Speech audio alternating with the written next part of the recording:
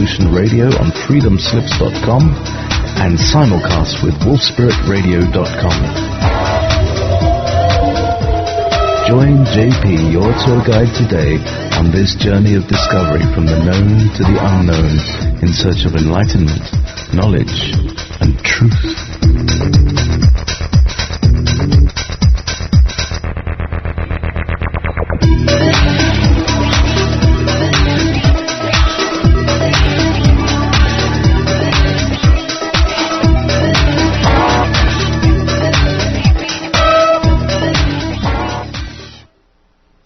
Hello, good evening, welcome, good afternoon, welcome, good morning, welcome wherever you are on this spinning blue-green globe spinning through the solar system, tagging along behind the sun, spiraling behind the sun.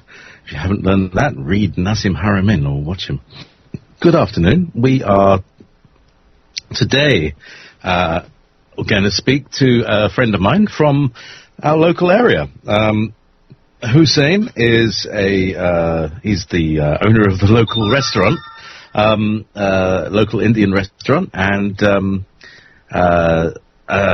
aside from that, he's quite an adventurer. He's been to Africa and to Eastern Europe in the last year or so. And today we're going to be talking about Bosnia and his experience in Bosnia, particularly with the pyramids.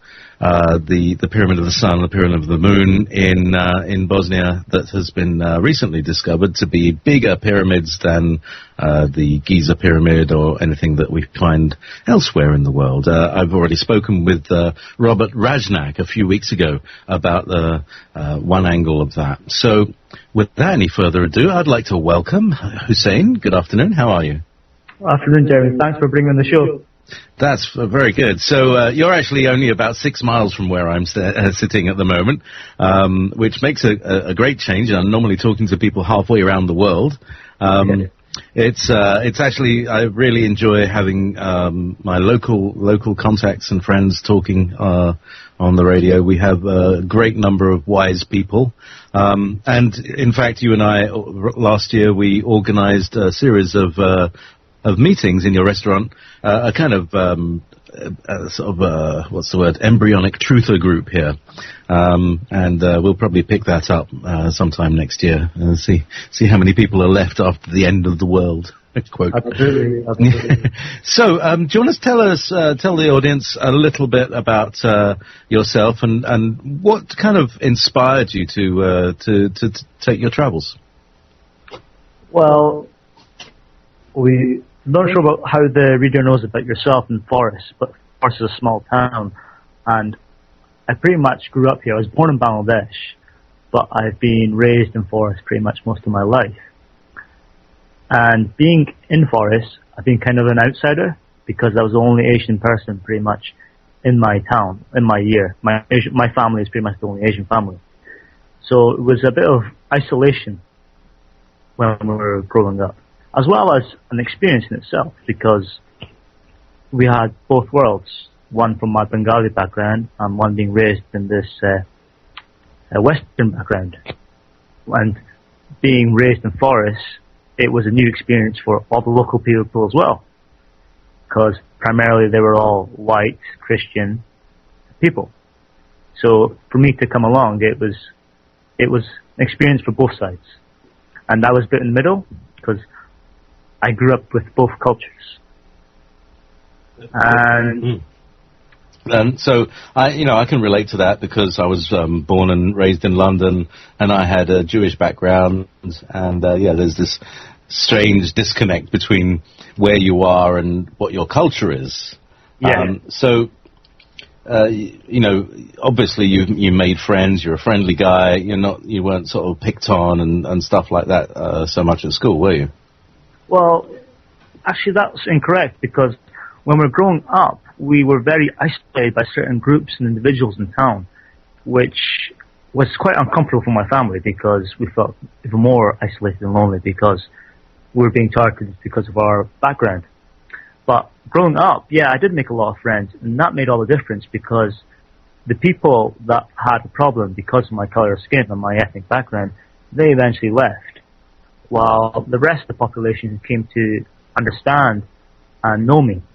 So they were becoming quite intrigued and curious about my lifestyle and my background and my culture and my heritage and so on. So they became more curious in a positive manner. And the people that I grew up with, they got to know me a bit better and realized I was just a human being like them at the end of the day. You know, I eat, sleep, breathe, just like them. Yep, in a skin suit that just happens to be a different colour. It's like driving a red car instead of a green car. And I have to say to everybody, your family's restaurant is the best. I'd say, beyond Forest, beyond where we live, and in the local area, spreading towards Inverness and Elgin, the best Indian food. It's fantastic, and we all love it and recommend it. So, bit plugged there for anyone coming to Findhorn or Northern Scotland. Come and see that it's a cardamom seed, isn't it? Cardamom spice. Cardamom spice. I always get that wrong.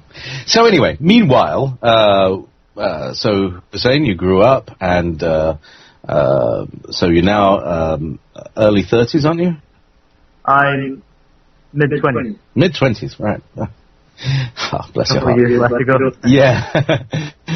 So you've done some adventuring, really. I've seen you sort of posting from Africa and from Eastern Europe. Tell us a bit about your journeys there. Well, the biggest journey for me was actually going to Nepal, and that was back in 2010.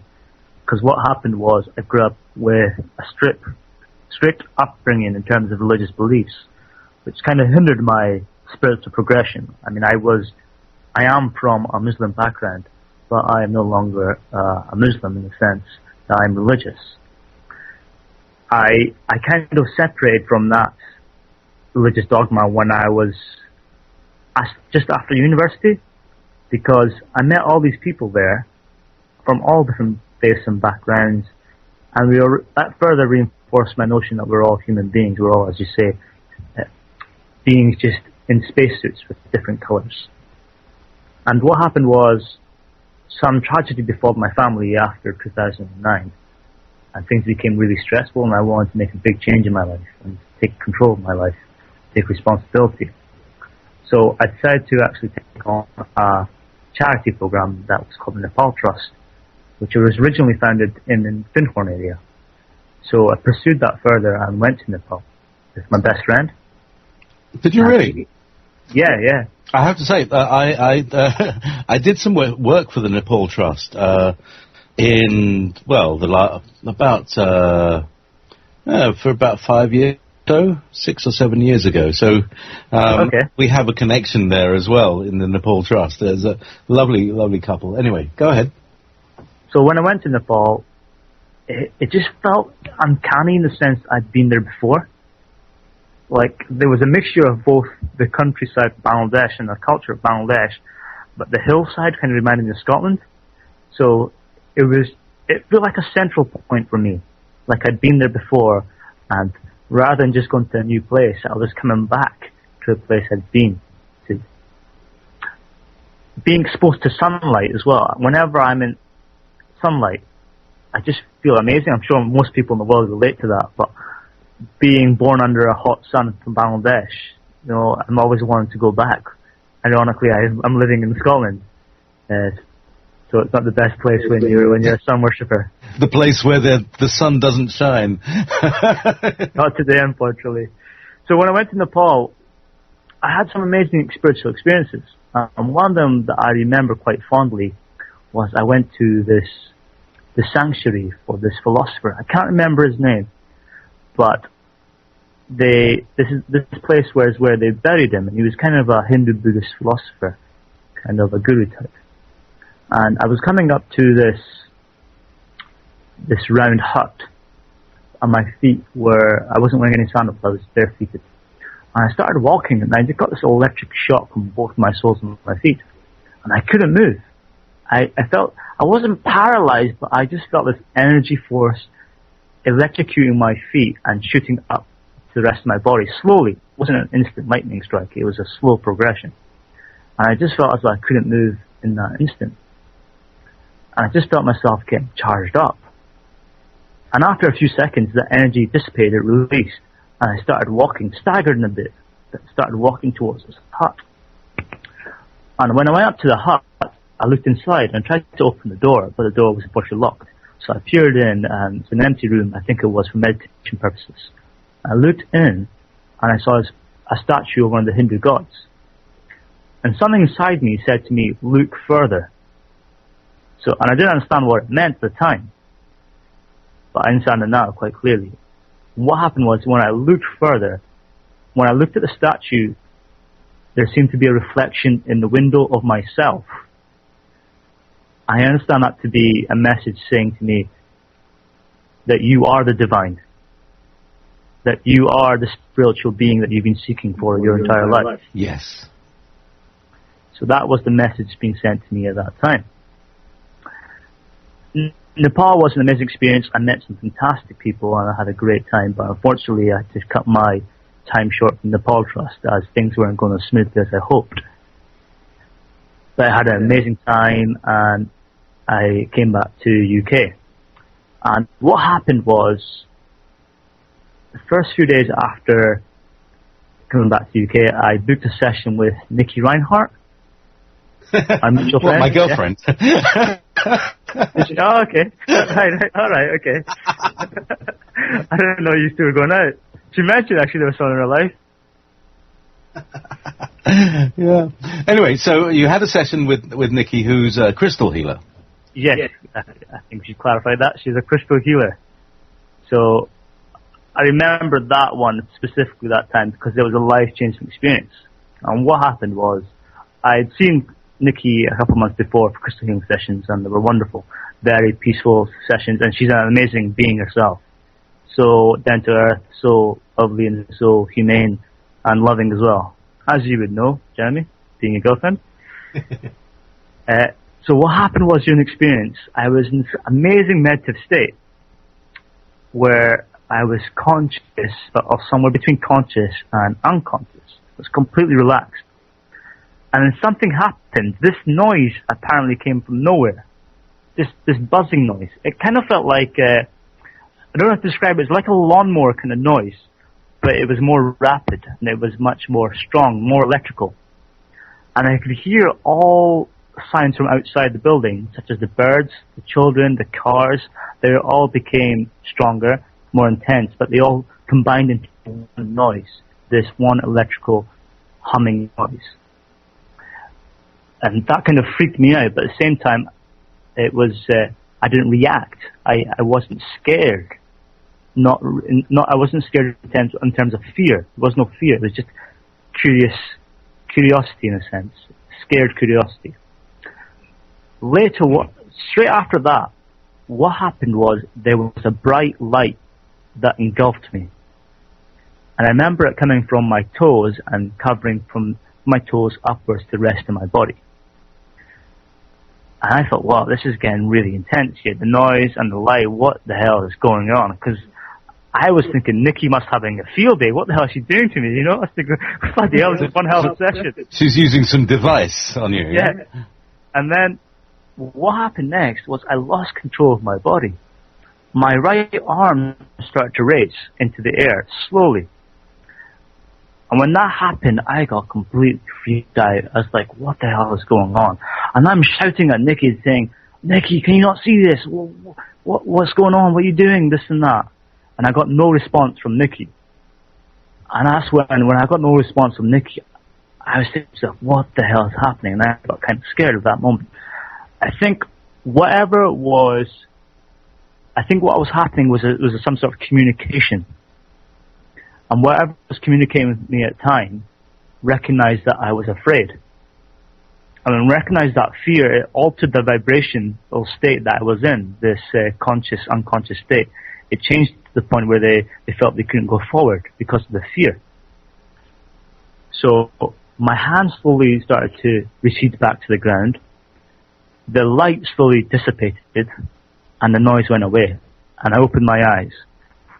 And I was like, Nikki, did you just see that? She was like, what do you mean? See what? Yeah, exactly. And I was like, did you not see the light or did you not hear the noise? And she said, no. And I was like, well, did you not hear me screaming? At least, did you not hear me say anything? He said, no, you haven't moved for the last 2.5 hours.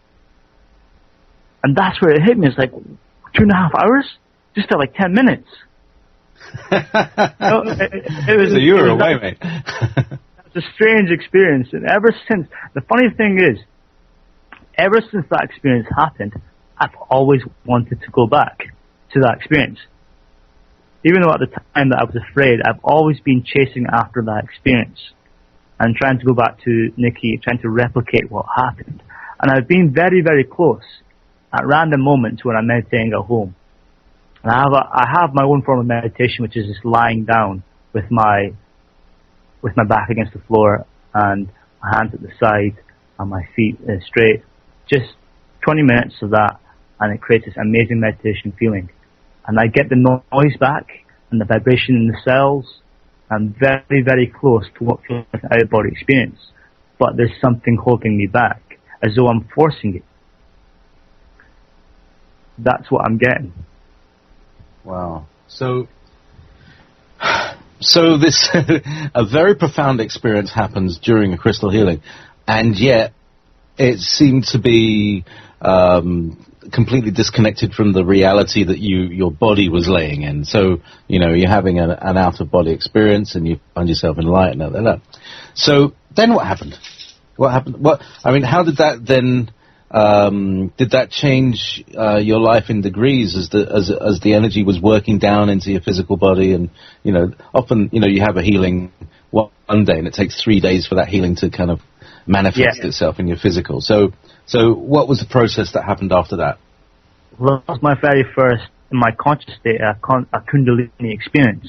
And from then on, I realized that there was more to this spiritual experience than just reading and love and so on. That it's a real to everyone, and everyone can access it.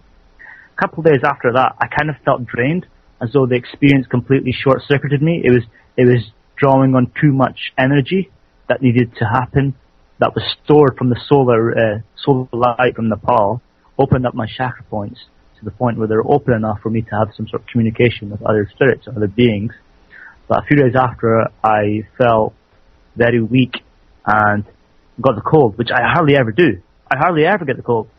And that was the first time I got a cold in a very long time. So I was yeah. Well, I mean, you eat vast amounts of garlic and turmeric, surely, with the food in the restaurant, which is true. Yeah. So it's very. I mean, I have to say, not only is the food good, but it's also very nourishing and healthy and good for digestion and all sorts of stuff. It's and so you're going through with these feelings and sense of connection and disconnection, and it's like taking undoing the wires and then screwing them back in a bit more firmly. Is that what the sort of feeling was? It's an upside down, inside out experience, because my life was all about career, money, progression, status, and so on. And I always had an inkling in my life that was never really important. That would have no significance to me in terms of my own being. It didn't really matter to me. I had access to money. I drove really nice cars. I had the good life that people expect, are conditioned to have, in terms of what success is. But it never felt success to me. I was never really happy with that level of success. So going through that experience, especially at the beginning, was very scary and also very lonely, because I was this young guy. I was speaking to my friends about this experience, and most of them were trying to go through student debt and just leaving homes and trying to build a career and so on. So they weren't really focused on this lifestyle, this experience that I was going through. And my family, especially my parents, because my mum was she's very strict in terms of her Muslim faith, and my dad has a very business mindset. So I couldn't speak to them at all. And my brothers and sisters were wondering what the hell was going on. They were thinking, what the hell? Hussein's turned into hippie. He's turned into some sort of this He's gone to the foundation and then had some hippie juice, you know? All right, just let's explain to people. The foundation, when people refer to the foundation, we're talking about Findhorn Foundation, which is a community that is like about 5 miles from Forres.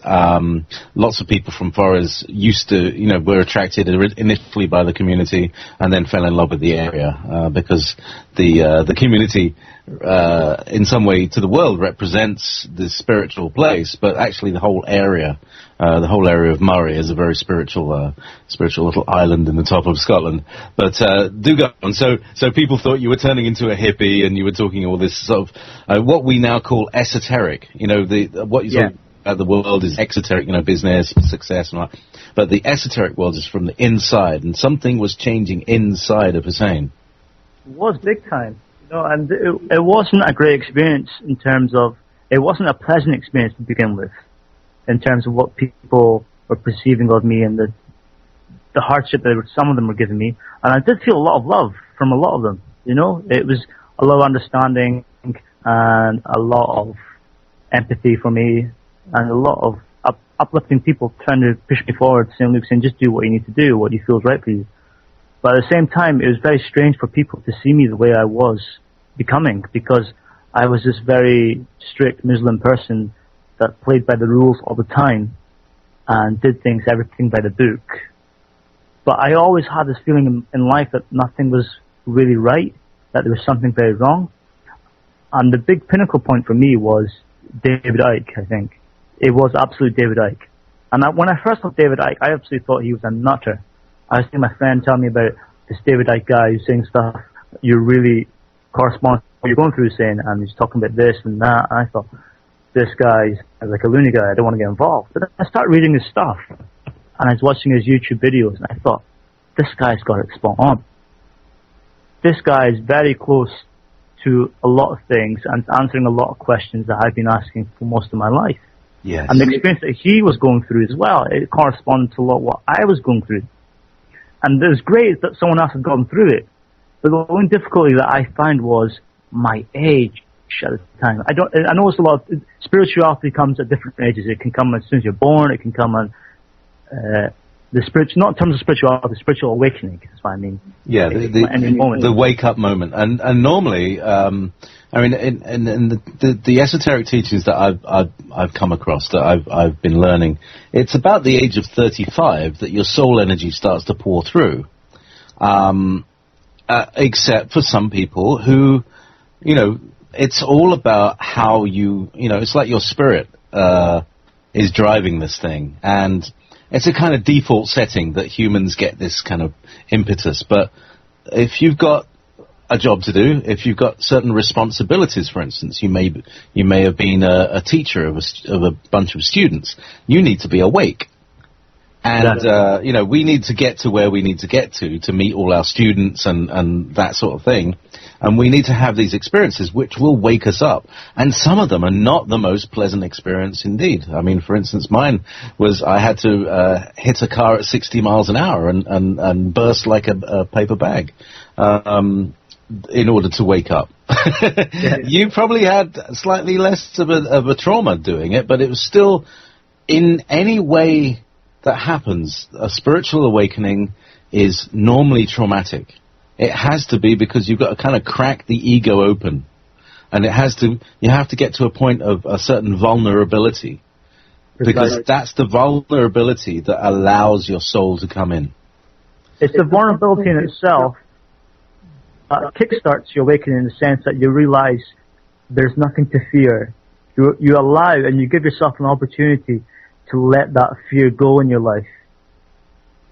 Yeah. You're harboring all these things of what could go wrong, and very, very rarely most people will ever think what can go right, or what possibilities. The possibilities are endless. The positive possibilities. They never really think about that. They're always being told or conditioned to believe, hope for the best, but expect the worst. especially in Scotland, we're used to things going wrong, and actually, what I've discovered, that part of the people are talking about the timelines. There's these bad timelines and the good timeline, and the bad timeline is like everything goes wrong, everything goes to pot. And the good side is things go right. And it's like, well, this is almost too good to be true. But if you find yourself in this place of things starting to go right for you, be thankful, be incredibly grateful. I mean, I'm not talking to you generally, Hussein, here, but to our listeners as well, is that if things do start going right, don't let the doubt creep in, because that will bring you back onto the timeline where things go wrong again. And you want to kind of keep doing things that will go right, and keep imaging futures for yourself where everything is right. And that's what they're talking about, positive thinking and positive manifestation and things like that. So Hussein, so you got to this kind of awakening, and then you thought, right, well, I've got to travel somewhere. I've got to go find someone somewhere, or something. What was your next step? Well, what happened was I had some difficulty with a woman at the time. As a young girl, and it was a kickstart in my life. And I had this great friend that was pushing me forward and encouraged me to see the world the way I want to see it, be the change that I wanted to be. And one of the biggest changes was to look for people who had similar views, such as yourself, Jeremy, in the local area. Because I met a lot of people in the foundation, and a lot of them are very happy and loving people. But they weren't willing to actually confront issues that would change, literally, the minds of people for the better. They were so focused on just be happy and you'll be happy and everything will be okay, rather than actually confronting the issues that are really wrong with the world and confronting our ignorance, in a sense. So I searched for other people. First, I found a group called Truth Juice. I'm not sure if you heard of them. Yes, now, was it you who introduced? No, it was somebody from, there's a fellow called Suk, who's from the Birmingham area. Do you know him? Yes, I know Suk. I met Suk. Yeah, so I had him on my show sometime last year, actually, Suk from Truth Juice, and he was telling me some good stuff. So there's the Truth Juice group, so did you go to Wales or something to meet them? Yes, actually, I met Suk last year as well in Truth Juice in Wales. Funny you mentioned him. Small world, isn't it? It is a very small world, especially, and sadly, it's a small world, because, you start coming across the same names in various groups, and you see, that although there's lots of groups, a lot of the groups kind of have this crossover where there's, several members of the same person. So you met Sue, you went to Truth Juice and Truth Juice, it was my first real experience of camping and actually traveling for spiritual purposes. I was always doing things in terms of family traveling wise. So I never really did things in terms of my interests. So this was my first journey in terms of my interest to explore things first and go out and see what's available in the world. So it was the first journey, other than Nepal, the first journey in the UK. So that was an experience itself. But I met all these people from all ages, younger than me, from the young as 17 all the way up to 70s and 80s. And they were having the most intense conversations in the open, and that felt so liberating. To have these conversations with people, open-minded, feel as though that you're being judged or dismissed in any way and ignored. And having these conversations that really mattered to yourself, to your friends, families, and to each other, that made the difference. And these people wanted to make a difference. It wasn't just conversations anymore. It was, what can we do to make a change? How can we contribute? So one of the biggest themes and one of the biggest attractions for me with the Truth Juice was a presentation on Bosnian pyramids. And that was my first taste of Bosnian pyramids. Before Truth Juice, I had no idea whatsoever. And I remember waking up thinking, I had trouble waking up early in the morning, so I'm not a morning person. I'm sure you can relate, Jeremy. Well, Oh, no, but the thing is, you're not because you run a restaurant, and the restaurant is open in the evenings, and so your working day starts several hours later. I mean, it's similar to mine. I'm awake in the night because I like the peace of it in the mind, so I can do my computer programming and things. But you know, you're working late, and so you're starting late and ending late, and so you've got some free time in the night when it's quiet, haven't you? Yeah, that's right. But you know what? I love waking up in the mornings. I love being in the sunshine and seeing the sunrise and hearing the birds wake up. Annoyingly, I'm getting woken up by my little brother in the morning who just wants to go back to bed and not go to school. But hey, can't have everything, can you? Jeremy, as back to the point of Bosnian pyramids. When I went to the presentation, I was expecting this professional, but what it was this young guy. He was quite close to my age. And he was discussing presenting the Bosnian pyramids in terms of his experience as a volunteer. And first of all, I was blown away by the concept of Bosnian pyramids, thinking of, all right, how am I hearing this in this festival? And why am I not hearing it in mainstream news, on BBC and ITV and all that, Discovery of Bosnian pyramids? I would have thought it would have been all over the place, or at least in school. You know, it would have been a big thing archaeological-wise, that these things were discovered, but there's nothing mentioned. It's complete silence. Nothing at all. And it's very interesting that the Egyptian, it's like almost like they've got a monopoly in the world of pyramids, whereas now we're discovering... on to that. I mean, I found out a lot of interesting things in terms of conspiracy or silence around the Bosnian pyramids, but we'll talk about that later on. Back to when I first discovered the pyramids. So I was listening to this presentation, and I was intrigued more. And after the presentation, we discussed heavily with other people there. I was talking a lot more to the presenter and things like, how can I get involved in this? You know, if you got involved, it's possible for me to get involved. And he told me, yeah, man, just check out the website, apply there, and if you get a place, and head on. So as soon as I got back home, I mean, I had a wonderful time at Truth Juice, but my focus was on the Bosnian pyramids. I just had this amazing focus on that task, just to be there. I had this feeling that I have to be there. That's my next journey. So I got home, I applied to the website, and I applied 2 or 3 times. You know, I tried phoning them in Bosnia, I faxed them, I emailed them. I just wanted to make sure that they knew my name and that they knew I was interested. That there was nothing that everything, the universe was going to help me to get to my destination. Unfortunately, fortunately, depending on your perspective of things, I didn't get there that year, 2011. So I applied again at the end of Africa. I went to Africa in December. I would be actually in the Masai Mara this time last year. It was one hell of an experience in Kenya. I traveled to 9 countries across Africa in 2 months, which is a great time. And I had a lot of crazy moments where quite possibly I could have died. And I thought to myself, there's one instance where I was climbing a hill actually in Namibia in the desert area. And I was climbing down. And I didn't want to be late for dinner. And I was climbing down myself. I climbed up myself, climbed down myself. I really didn't want to be late for dinner, and the sun was about to set. I didn't want to miss the sunset either on the cliff edge. So I took a different route down, being naive as I am, thinking I'll be quicker. And I remember looking down and thinking, when is this ever going to end? When am I going to get down?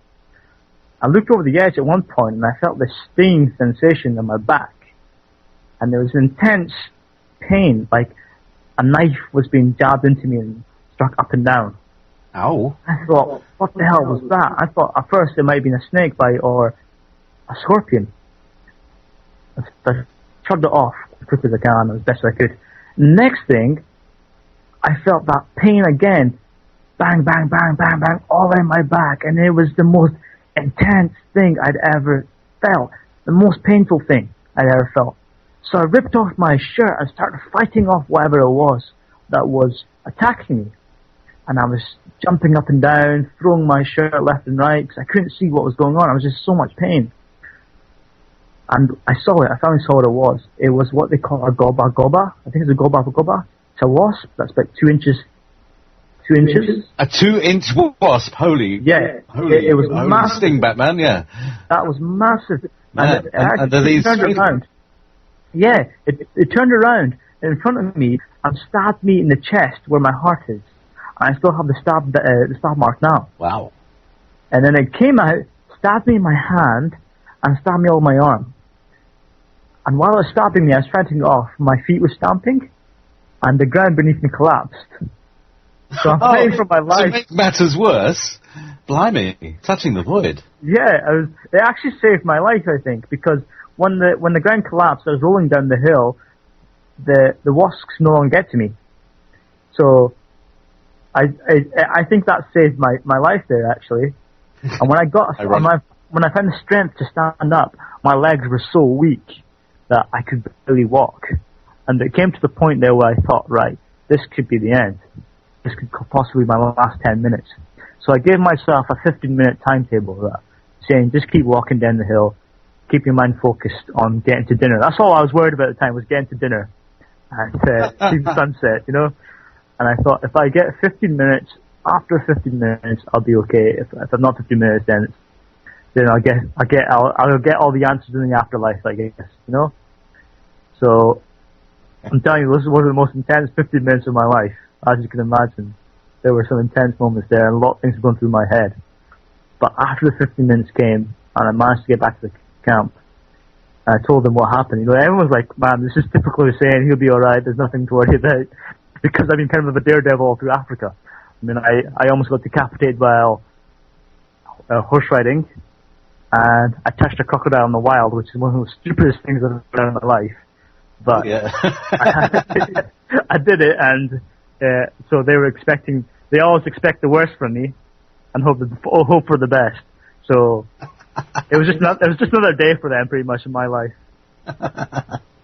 So having survived falling down a hill, being stung by a wasp, nearly being decapitated, etc., you finally make it to Bosnia. We're about 20 minutes out, so we gotta get to the Bosnia thing. So what happened was I applied when I got back home and applied, and I got the message a couple of months later saying that yes, you got to Bosnia, and I booked my tickets in May, June, May 25th, the day before my birthday. I remember quite clearly. I booked my tickets and I was absolutely ecstatic, and it was for 24th of August. Ironically, 2 years before was the same day that I left Nepal. I didn't realize it, but it was exactly the same day that I left Nepal.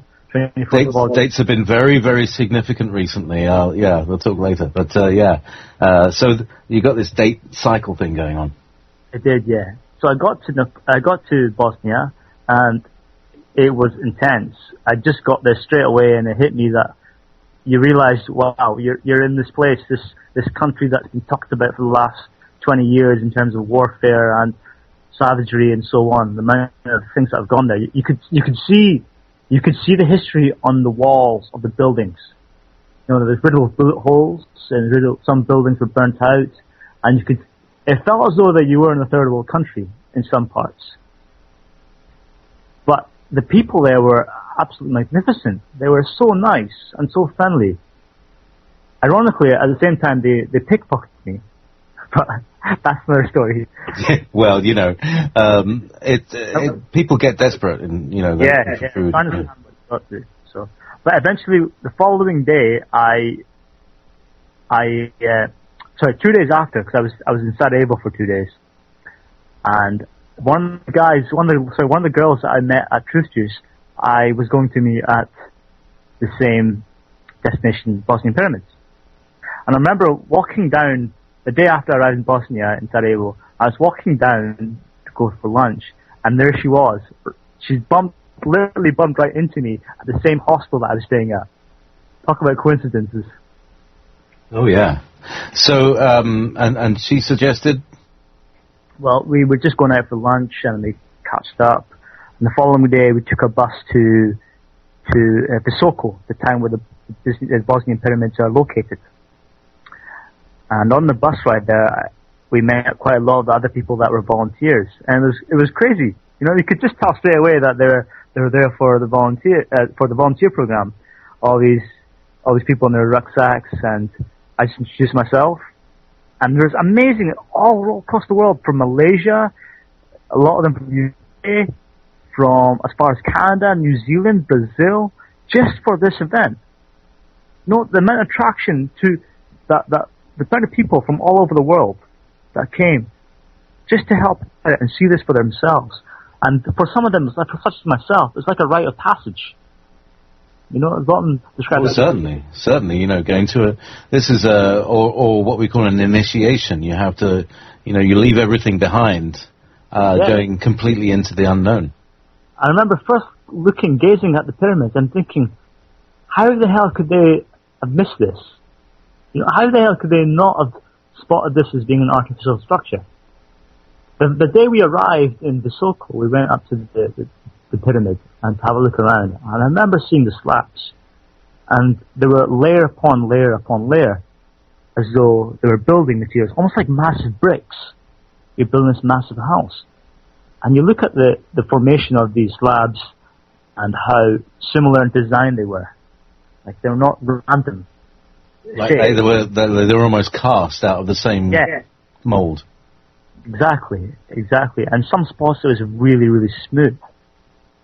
And the first couple of days when we were up there, it was this feeling of, wow, we're here. I'm seeing this for myself. And in the following days, my job for the first week was working in tunnels. They discovered tunnels that are leading towards the pyramids. And when you go in these tunnels, you have this presence there. You feel a presence at all times, that you're never really alone.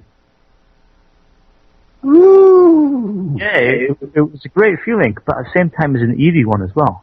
And it's so strange when you're in the tunnels and you come out, you forget you're there during the daytime, because the tunnels are so dark and they're full of artificial light. And when you actually go out and you see the blue sky, you think, wow, it's actually in there. It's like, it's the daytime. Because it might be 5 or 6 hours just working away. So I get the feeling that there in the tunnel there is a dreamlike quality. Is that right?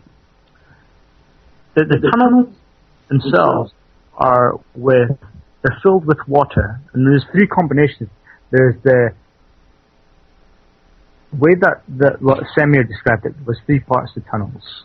That there's the significance of these monoliths that they discovered that were, some of them are 7 tons, and that they generate energy.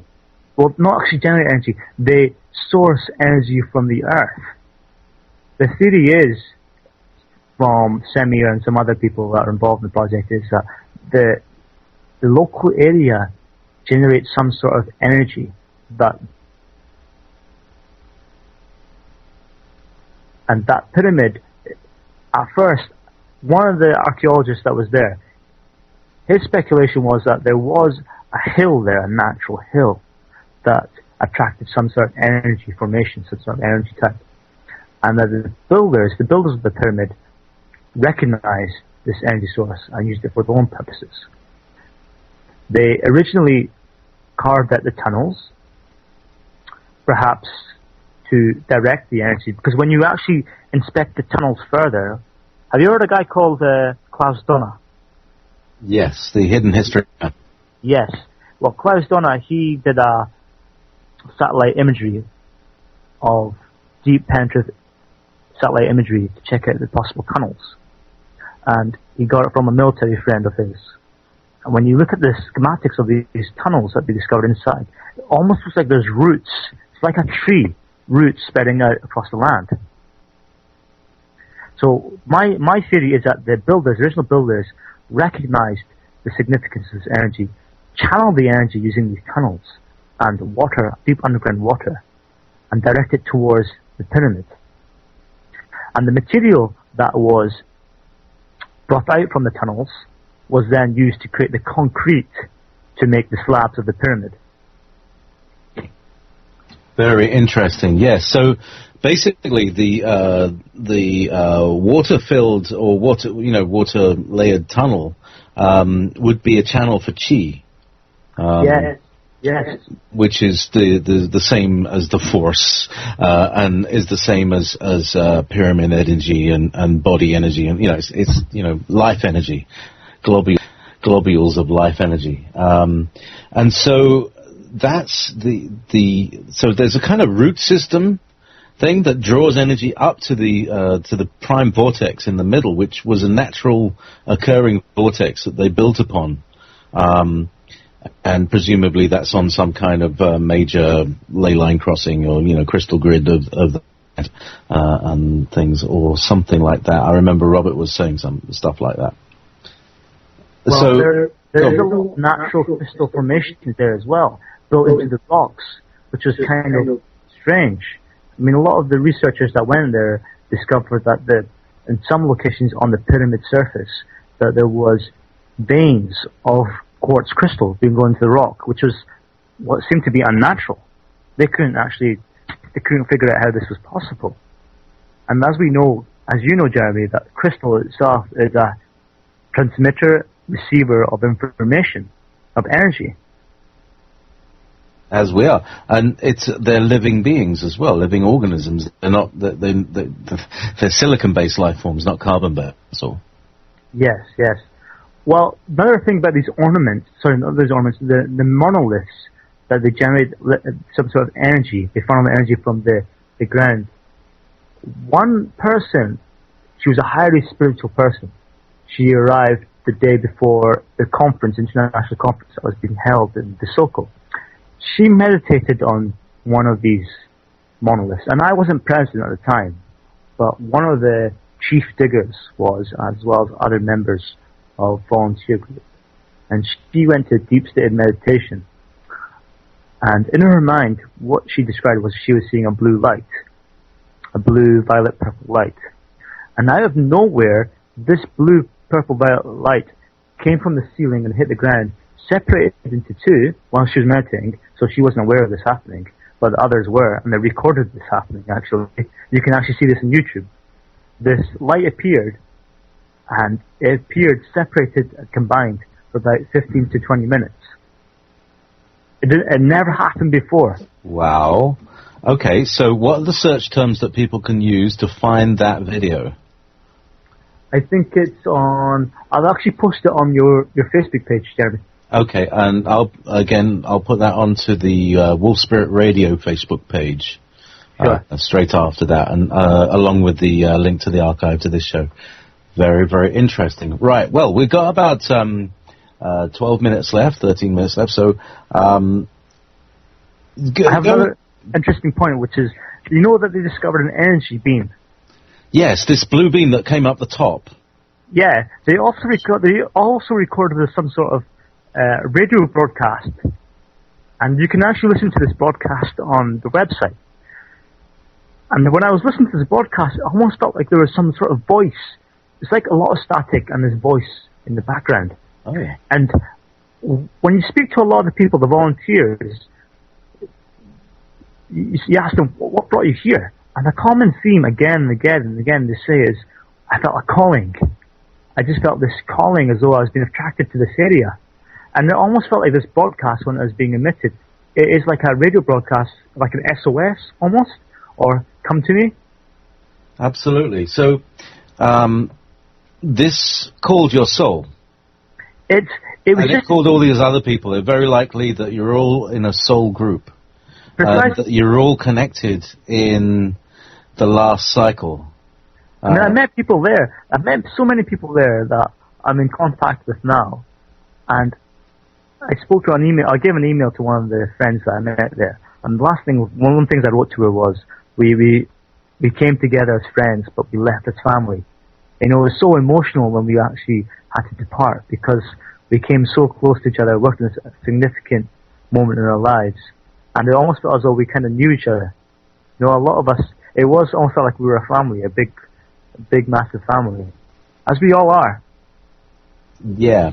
But there are groupings, and, you know, some of the more psychic among you would have had past life memories of actually knowing each other and things like that. This is the time, 13,500 years ago, from what I can understand, there were many groups all over the world who needed to encode their work so that when the time was right, basically 13,500 years ago, the Earth went and the Sun went into the northern hemisphere of the galaxy, and all of it's like having a left and right car. All of the vehicles and everything didn't work anymore because the polarity was reversed. Now we're coming back. We're going back across the crossing. This is the time of the crossing, and the ley lines are going to become activated. They're already becoming activated, and those gatherings help to channel the activation, get the activation right. You all did the right thing, but you didn't know what you were doing, except some of you did. Is that right? Well, some of us were there we all felt as though we were trying to do something amazing for the pyramid, but it came to the point where it felt as though some members were kind of claiming the pyramid for themselves.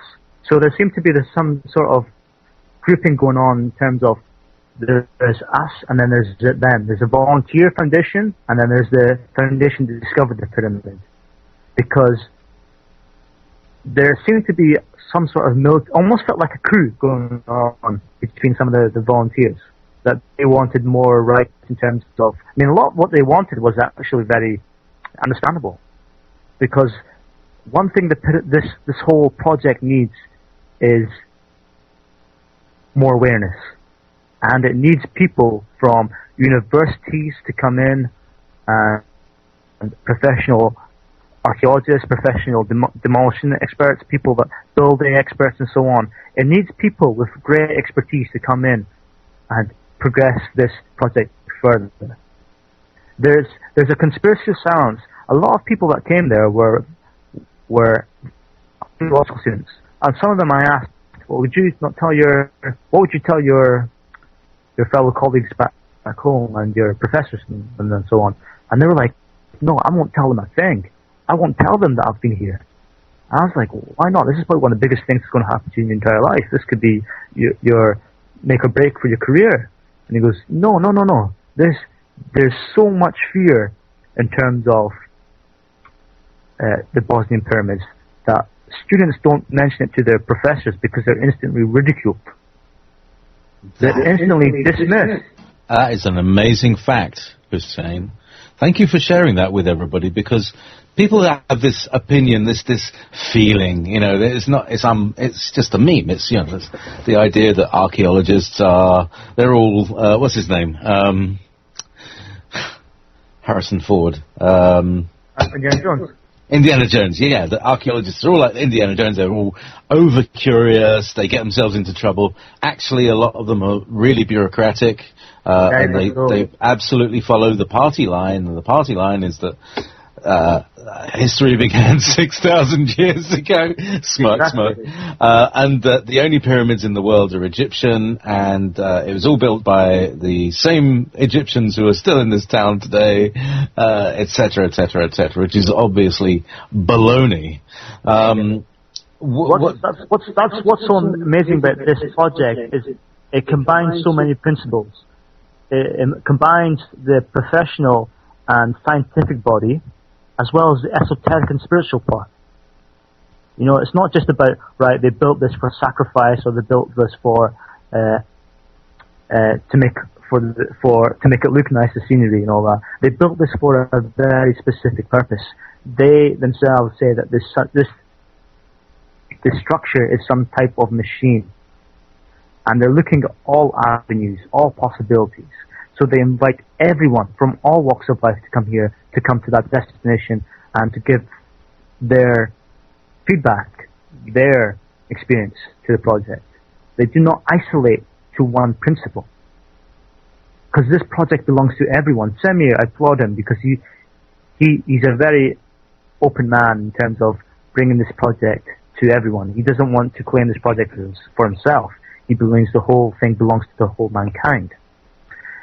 So the concept of bringing all principles to the table is amazing, I think, in terms of this project.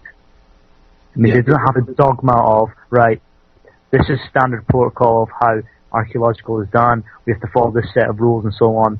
It's not done mainstream-wise, but it still respects the scientific principles that are needed to investigate further, while...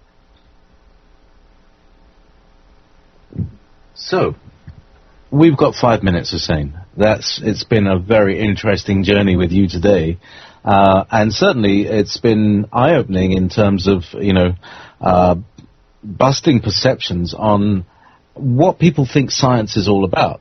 Because archaeology, it's one of the sciences. It's supposed to be relatively precise due to carbon dating, which is part of physics. And then physics at this moment discovers that there are solar emissions that cause carbon to decay at different rates. And so we can't really trust carbon dating anymore. And so we have to work off other clues, the styles and other things we know happened in the past. But to kind of sum it up, you've been to these places, and you've had a travel and trouble. What has take it back to Hussein? What has Hussein gained in these times? What has your journey been? But very briefly, I'm afraid. Are there any nuggets you can? Oh, that's the end of the show. Very quickly, have you got a website? Myself? Yeah. No, it's just a Facebook page. Okay, Hussein Ahmed, come through my page, people. Bless your heart. Thank you very much, Hussein. It's been a very interesting chat. It's been a pleasure, Jeremy. Thanks for inviting me.